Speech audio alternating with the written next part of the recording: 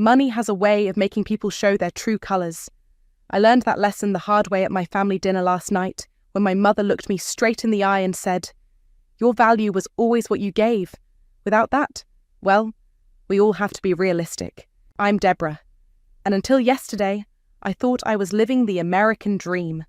Financial consultant, corner office, the kind of success story immigrant parents love to brag about at community gatherings.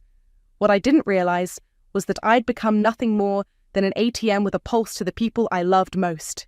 Another round of drinks, my brother Zachariah called out, waving his empty glass.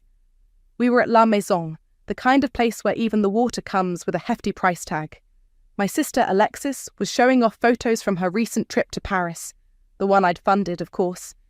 The suite at the Ritz was absolutely divine, she gushed, swiping through pictures on her phone, though the concierge was a bit stuffy, probably because I asked them to arrange that last-minute helicopter tour.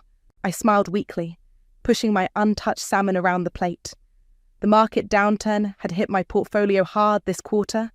For the first time in 10 years, I was feeling the squeeze. Nothing catastrophic, just temporary illiquidity. I'd been dreading this conversation all week, but they were family. They'd understand. Actually, I cleared my throat. I needed to talk to you all about something. My father Martin looked up from his phone, while my mother Victoria raised an perfectly shaped eyebrow. Zachariah was still trying to catch the waiter's eye. I'm having a bit of a cash flow issue this quarter, I said carefully. Just temporary, but I might need to pause some of the usual arrangements for a few months. The silence that followed was deafening. Alexis's phone clattered onto her plate. What do you mean, pause? Zachariah turned to face me, his expression darkening. The expansion plans for my startup are already in motion. We need that bridge funding next week. I'm sorry, I just can't right now. Maybe in a few months. What good are you now? He scoffed, cutting me off. I've got investors waiting. Real investors. I've already booked my wellness retreat in Bali. Alexis chimed in, her voice rising. The deposit is non-refundable.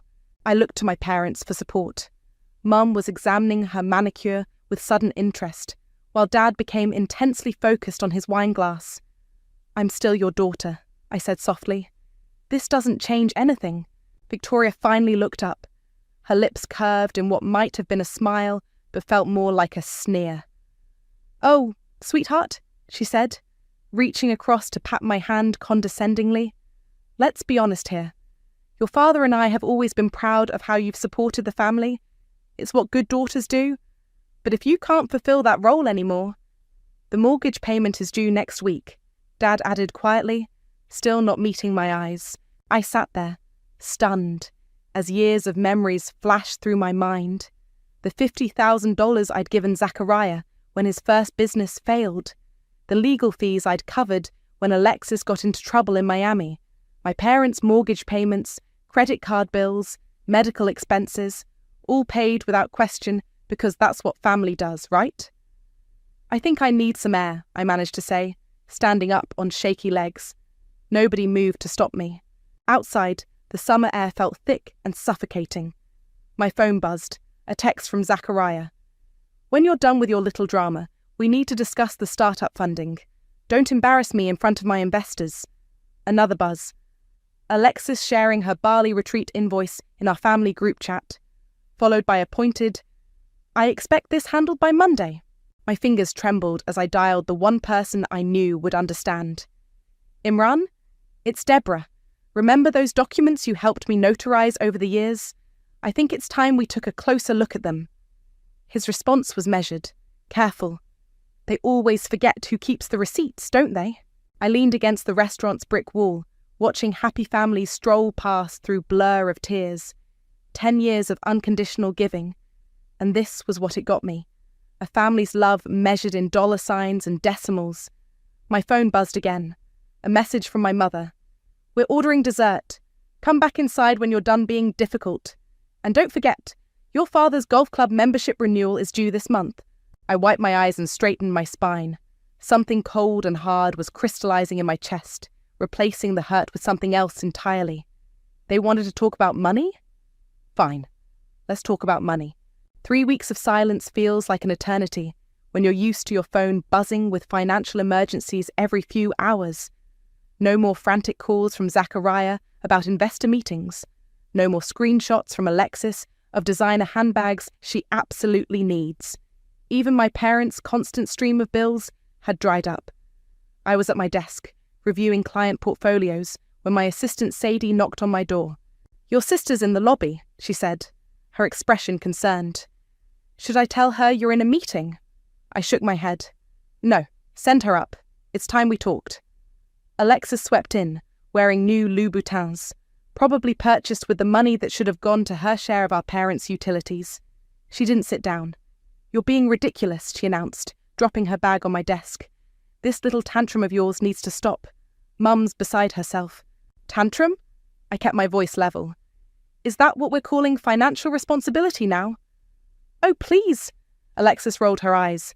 "You've always been so dramatic about money, like it actually means something. We're family." "Exactly. We're family.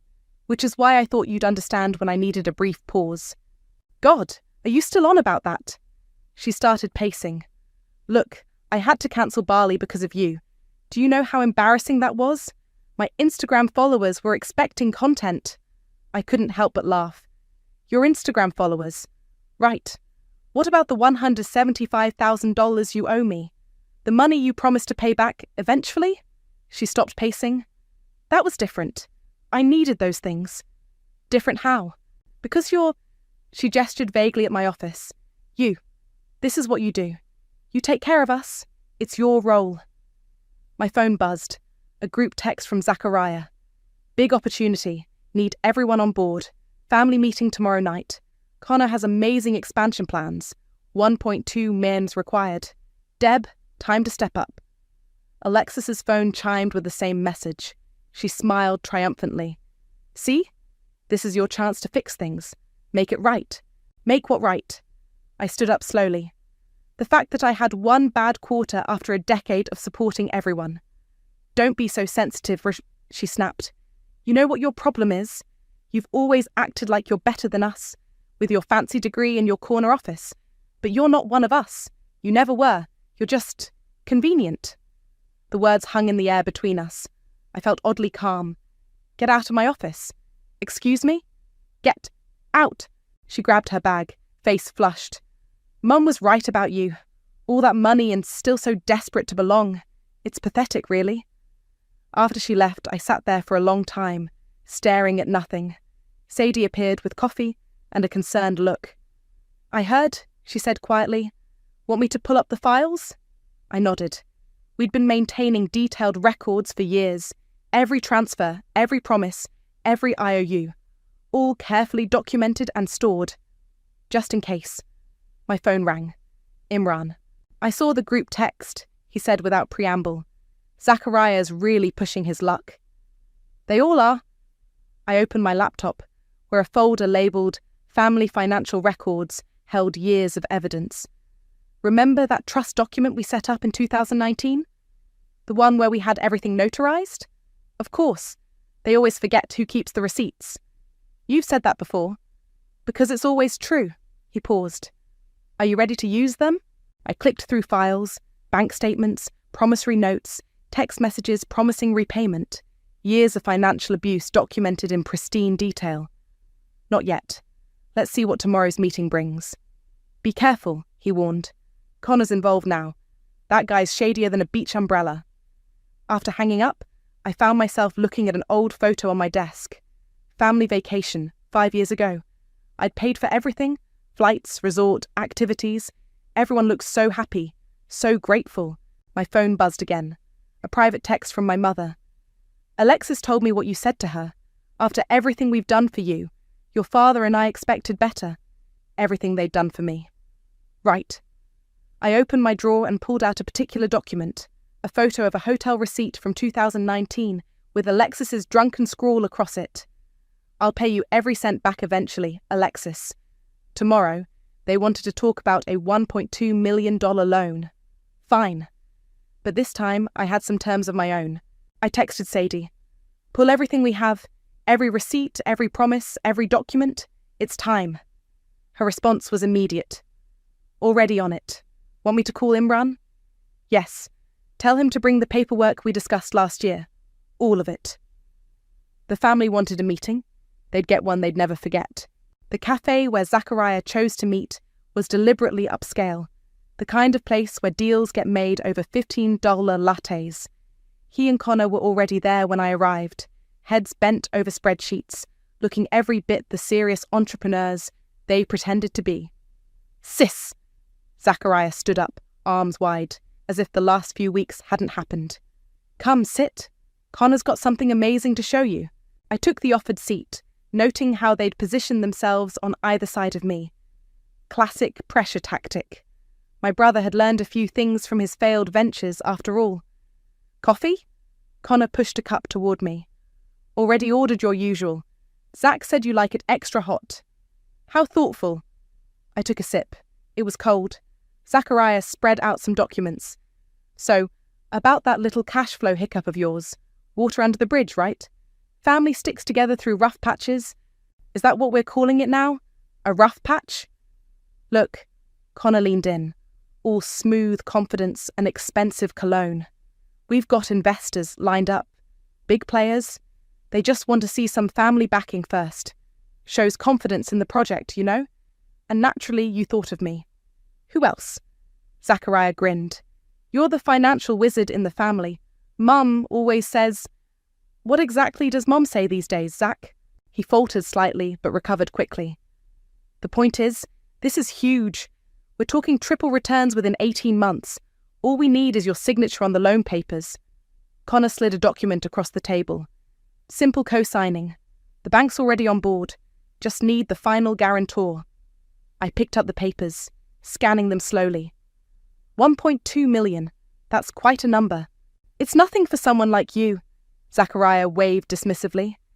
And think about what it means for the family. You'll be back in everyone's good graces. Mum will stop crying at night. Mum's crying at night. Heartbroken, he nodded solemnly. Says she doesn't recognize her daughter anymore. I reached for my bag, pulled out my own folder.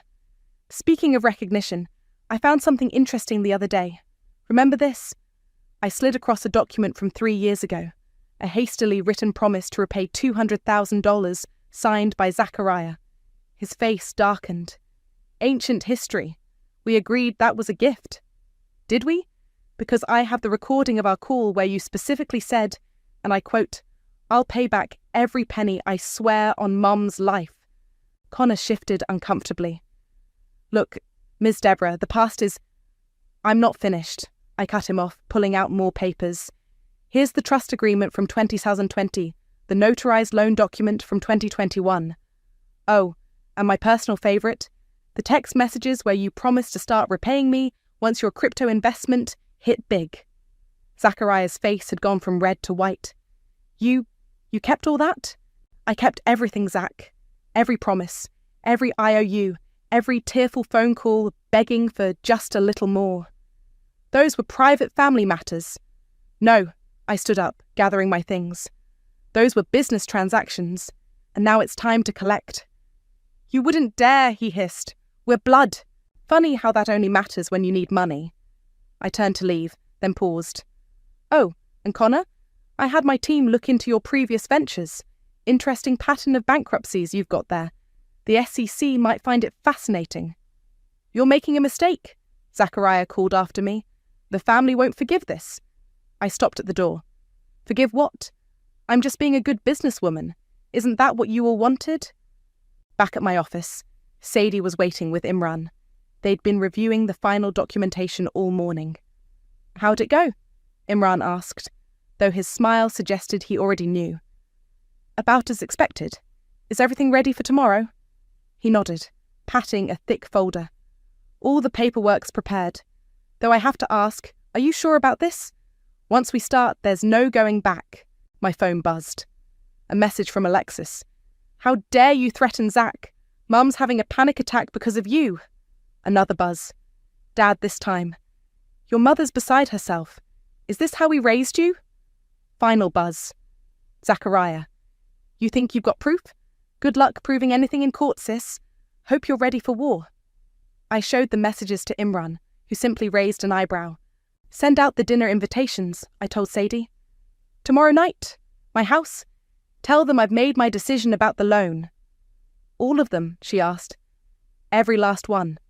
I picked up Alexis's old hotel receipt with its drunken promise. It's time for a proper family reunion. And the envelopes? Imran gestured to the stack we'd prepared. I smiled. Make sure everyone gets one. It's only fair they know exactly what they owe. They arrived at my house in waves. Alexis first, wearing a conciliatory smile that didn't reach her eyes. Then my parents, Mum clutching her designer handbag like a shield, Dad hovering behind her like a shadow. Zachariah and Connor came last, all business suits and forced confidence. Lovely home, Connor commented, glancing around my living room. Very successful. Thank you, I smiled. The mortgage is quite manageable when you're not supporting 5 other households. Mum's lips tightened. Deborah, darling, there's no need for hostility. We're here to discuss Zachariah's wonderful opportunity. Of course. I gestured to the dining table, where places were set with elegant precision. At each spot lay a crisp, white envelope. Please, everyone take your seats. They settled in, exchanging glances. Sadie appeared silently with water and wine, then disappeared into the kitchen. I remained standing. Before we discuss any new ventures, I began, I think we should address some old business. Please, open your envelopes. Oh, for heaven's sake. Alexis rolled her eyes but reached for hers. Is this some kind of... She stopped mid-sentence, face draining of colour as she pulled out the contents. The others followed suit. The only sound was rustling paper and sharp intakes of breath. What is this? Dad's voice trembled as he held up his papers. That's a complete record of every dollar I've given you over the past decade. Loans, gifts, payments, all meticulously documented. The highlighted portions are your signed promises to repay. These mean nothing, Zachariah snarled, throwing his papers down. We're family. Keep reading, I suggested mildly. Page 2 shows the interest calculations. Page 3 outlines the legal consequences of default. Mum's hand shook as she turned pages. You kept records? Of everything? Every single transaction. Every tearful phone call. Every promise made. I pulled out my phone, pressed play. I swear, sis, just this once, I'll pay you back everything. Zachariah's voice filled the room. You recorded us? Alexis shrieked. In states where it's legal to do so, yes. One-party consent is a fascinating thing. Connor stood up. This is ridiculous. You can't possibly expect... Sit down, Connor. Your envelope contains something special. Documentation of every questionable transaction you've orchestrated with my brother. The SEC would love to see it. He sat. You have 30 days, I continued calmly. 30 days to begin repayment arrangements. After that, my lawyer files everything. And yes, it will all hold up in court. You wouldn't, Mum whispered. We're your family. Funny, that didn't seem to matter 3 weeks ago when you said my only value was financial. That's not what I meant. It's exactly what you meant. I finally sat down, facing them all. For 10 years, I've been your ATM, your emergency fund, your blank check. Now it's time to pay the piper. Dad found his voice. The country club will revoke our membership if this gets out. The country club I pay for? Yes, probably. Alexis was still scanning her papers, face growing paler. These amounts, this is impossible. I can't... Can't what? Pay back the money you promised to return? The funds you marked as gifts on your taxes? That's fraud, by the way. The IRS has been notified. You vindictive bitch! Zachariah stood up, face red. No judge will side with you. I'll tear these up right now. He grabbed his envelope, ripping it dramatically. Go ahead, I smiled. That's copy number 4. Imran has the originals in his safe. Would you like his number? He's expecting your call. The room erupted. Mum burst into tears. Dad stared at his hands. Alexis started hyperventilating. Connor was already texting frantically. This isn't what family does, Mum sobbed. No, I agreed. Family doesn't treat their daughter like a cash dispenser. Family doesn't disappear when the money runs dry. Family doesn't forge loan documents. Zachariah froze. What are you talking about? I pulled out one final document. The loan application you submitted yesterday. The one with my forged signature. The bank's fraud department is very interested in that. You're bluffing, he whispered, but his face had gone ashen. Try me. Silence fell. Heavy, suffocating silence. 30 days, I repeated, standing up. After that, everything goes public. Every document, every recording, every fraud. Your choice. You'll regret this, Alexis hissed, gathering her things. You'll die alone. Better alone than surrounded by parasites. They left in a storm of threats and tears.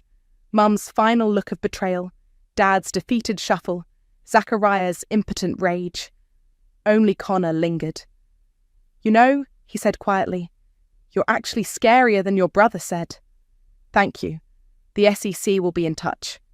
After they were gone, Sadie emerged with a fresh bottle of wine and 2 glasses. Well, that was something. It certainly was. I picked up Zachariah's torn envelope. Think they'll pay? They will when the lawsuits hit. My phone buzzed. Imran. Ready to file when you give the word. I looked at the family photos still hanging on my wall. Time to take those down. Send the first notices tomorrow, I texted back. No mercy. You really need to see this, Sadie said, bursting into my office with her laptop. She set it down, pulling up a series of documents. Remember when you asked me to dig deeper into Alexis's tax returns? I leaned forward, scanning the screen. Are these gift declarations? She's been reporting every penny you gave her as gifts to avoid tax liability, but look at her own records. Sadie clicked to another document. She's been recording them as loans in her personal accounts. Tax fraud. I sat back, a cold smile forming. Clear as day. There's more. Sadie pulled up another file. Remember that trust fund you set up for your parents' retirement? The one they insisted on having partial control over? Don't tell me. They've been siphoning money to Zachariah's ventures, against the trust's terms. My phone buzzed. Imran calling. Tell me you're sitting down, he said when I answered. What now? That loan application with your forged signature? It went through. Someone at the bank pushed it through despite the red flags. Want to guess who signed off on it? Connor has friends at the bank? Better. Zachariah's college roommate is a loan officer.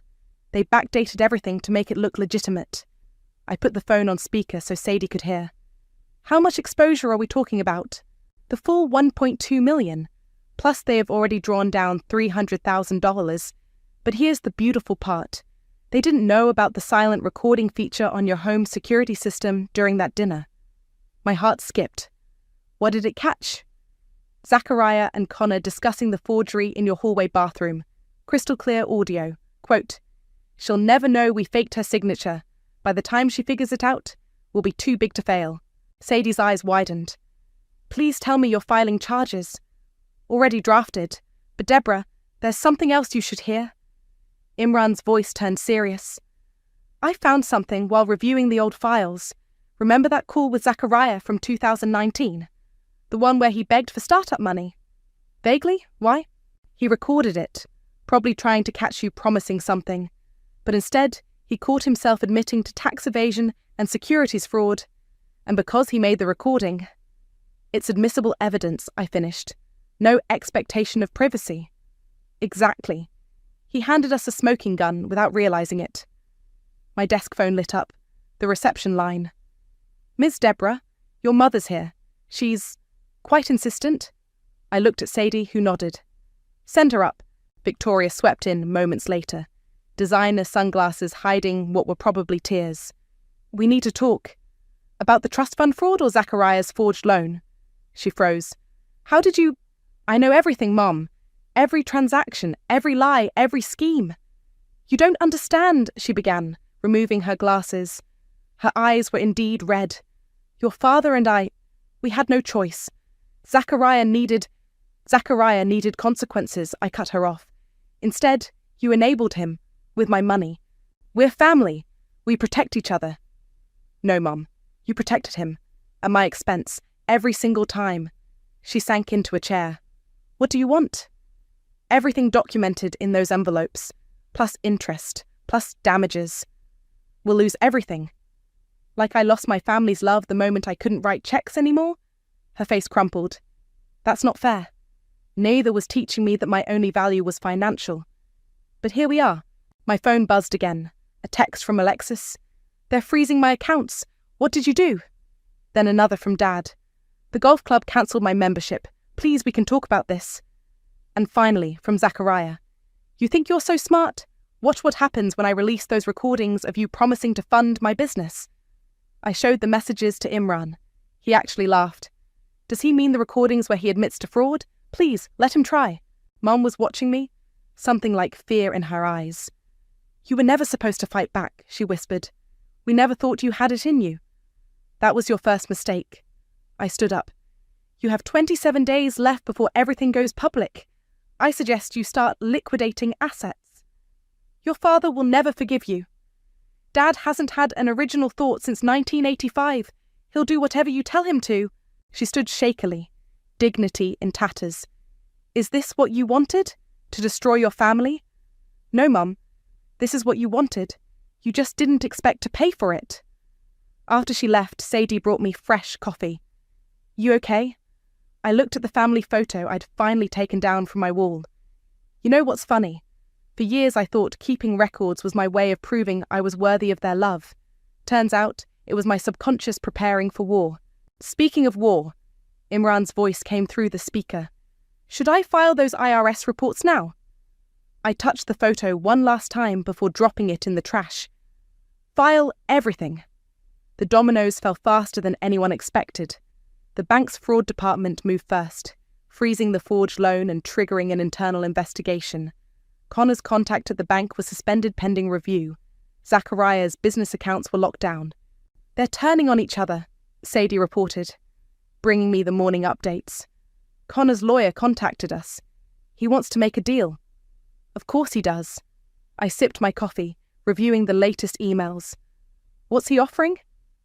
Full testimony against Zachariah in exchange for immunity from SEC investigation. My phone lit up. Alexis calling for the 12th time today. I let it go to voicemail. Ms. Deborah? My receptionist buzzed. The IRS agents are here for the meeting. Two stern-faced agents spent 3 hours going through Alexis's tax documents. They left with boxes of evidence and tight smiles. This is quite comprehensive, the senior agent commented. Most families don't keep such detailed records. Most families don't steal from each other, I replied. By afternoon, the situation had escalated. Imran called with updates. Your parents' pension fund is frozen pending investigation of co-mingled funds. Alexis's passport has been flagged. And Zachariah... He paused for effect. Zachariah just tried to empty your joint business account. The one I closed last week? Exactly. He's panicking. A knock on my office door interrupted us. Dad stood there, looking smaller than I'd ever seen him. Can we talk? His voice was rough. Just us? I gestured to the chair. He sat heavily, pulling out a handkerchief to wipe his forehead. Your mother doesn't know I'm here, he began. She's not handling things well. I imagine not. The bank called about the mortgage. They're reviewing our loan due to... He swallowed hard. Irregular payments. You mean the payments I made that you claimed were yours? He flinched. We never meant for things to go this far. Really? Because forging my signature on $1 million loan seems pretty far. That was Zachariah's idea. He said, Stop. I held up my hand. Every time something goes wrong, it's someone else's idea. Zachariah needed it. Mom insisted. The family required it. When does anyone take responsibility? We're your parents. No, you're my first lesson in financial abuse. His face crumpled. Please, the golf club was my whole social life. Your mother's friends are already whispering. If this gets out, it's already out, Dad. The IRS doesn't whisper. My phone buzzed. Imran again. Zachariah's trying to leave the country. Border Patrol's been notified. Dad heard it. His shoulders sagged. He always was reckless with money. We thought you could balance him out. By bankrupting me? By being the responsible one? He stood up suddenly. You were always so capable, so strong. We needed that. No, you needed my wallet. There's a difference. Another buzz. Sadie texting. Alexis just got served with IRS papers at her yoga class. She's having a meltdown on Instagram Live. Dad was still talking. Something about family legacy and blood being thicker than water. I cut him off. The trust fund money you diverted to Zachariah? That's criminal fraud. The forged loan, federal offense, Alexis's tax evasion, felony. This isn't about family anymore, Dad. This is about consequences. What do you want from us? His voice broke. Everything documented in those envelopes. Every dollar. Every cent. We'll lose the house. I lost my family. Seems fair? He left without another word, shoulders bent under the weight of reality. Minutes later, Mum called. "What have you done?" she hissed. "Your father's crying." Funny how that works. When I cried, you called it manipulation. The country club wives are already talking. Our reputation is exactly what you deserve. How's Zachariah's escape plan working out? She hung up. Seconds later, Alexis texted, "They're auditing my entire tax history. Fix this now." I forwarded it to Imran with a simple reply. Add tax fraud to her file. Sadie appeared with fresh coffee and a stack of newspapers. Local business section picked up the story. Family financial fraud scheme exposed. Want to read it? Not really. I stared out my office window at the city below. Any word from Connor? His lawyer delivered a full confession an hour ago, threw Zachariah completely under the bus. My phone buzzed one final time. A text from my mother. "You were never supposed to fight back. We never thought you had it in you." I showed it to Sadie, who snorted. They still think this is about fighting back. It's not? No, she smiled grimly. This is about justice, and justice doesn't need anyone's permission.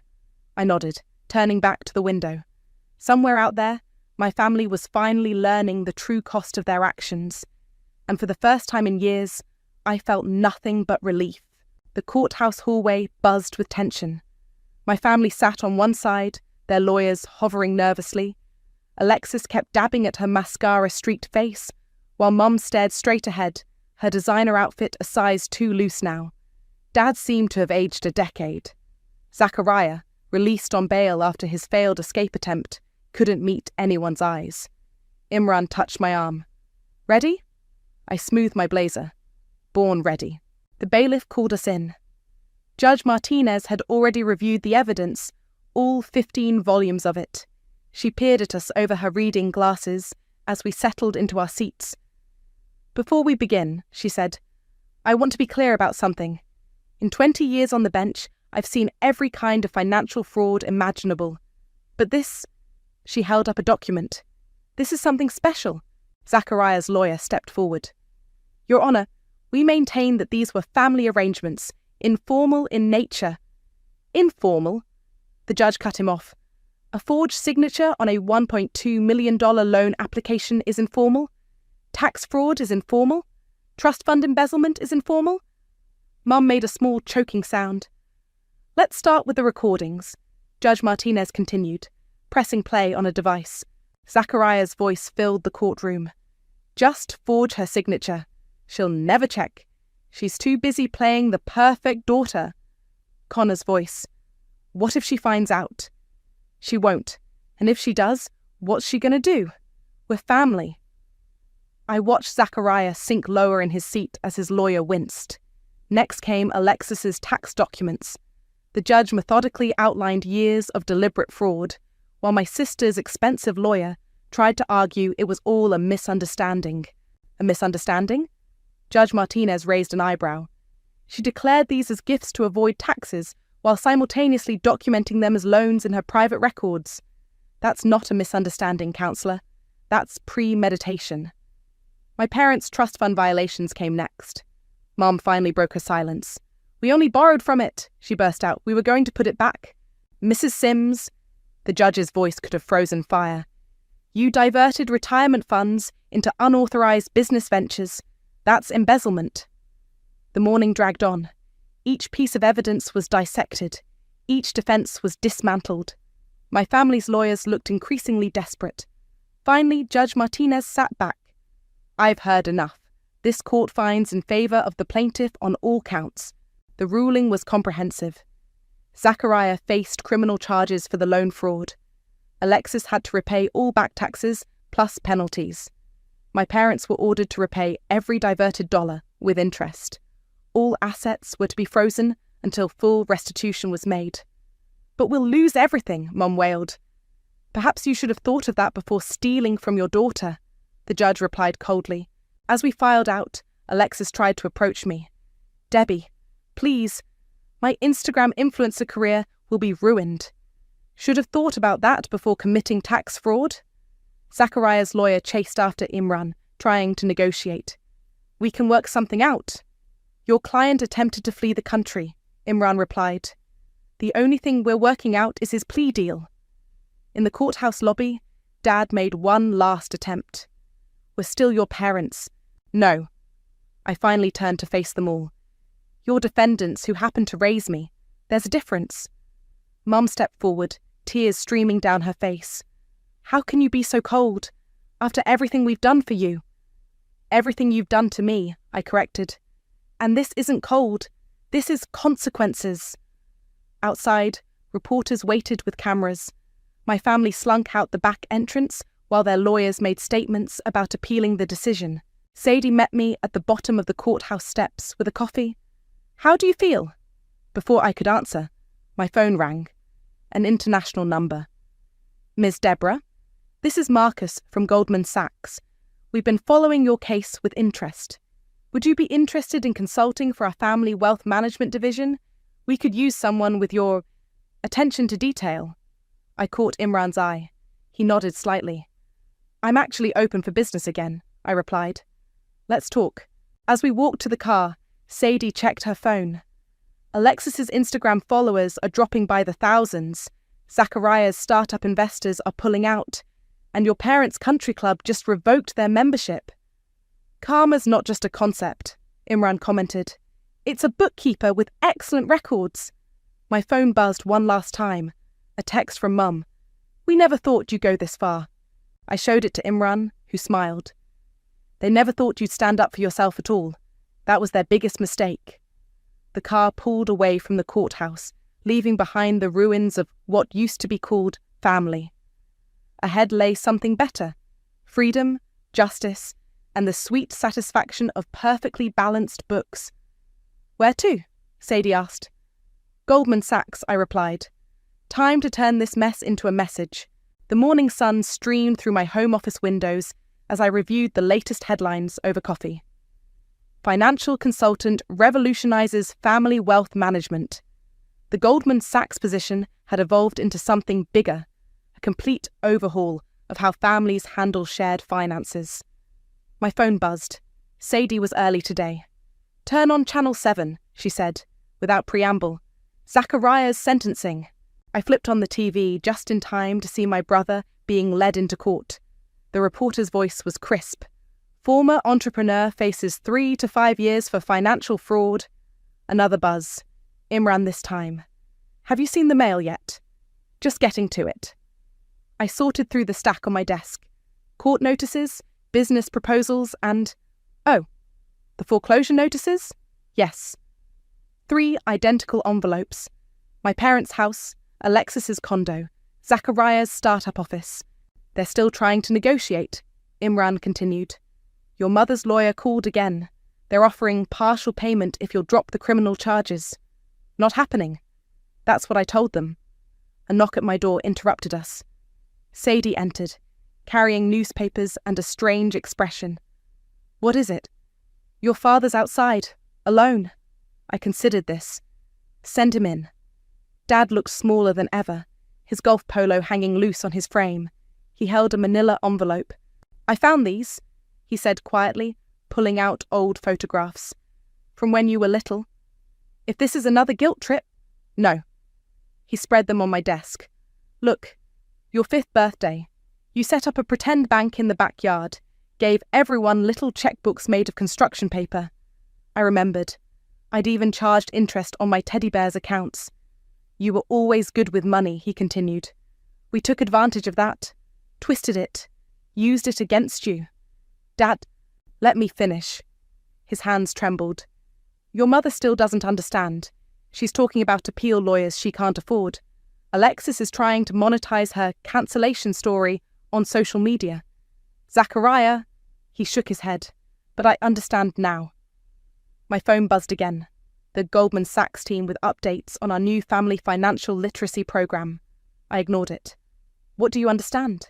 That we taught you the wrong lessons about love, made it transactional, conditional.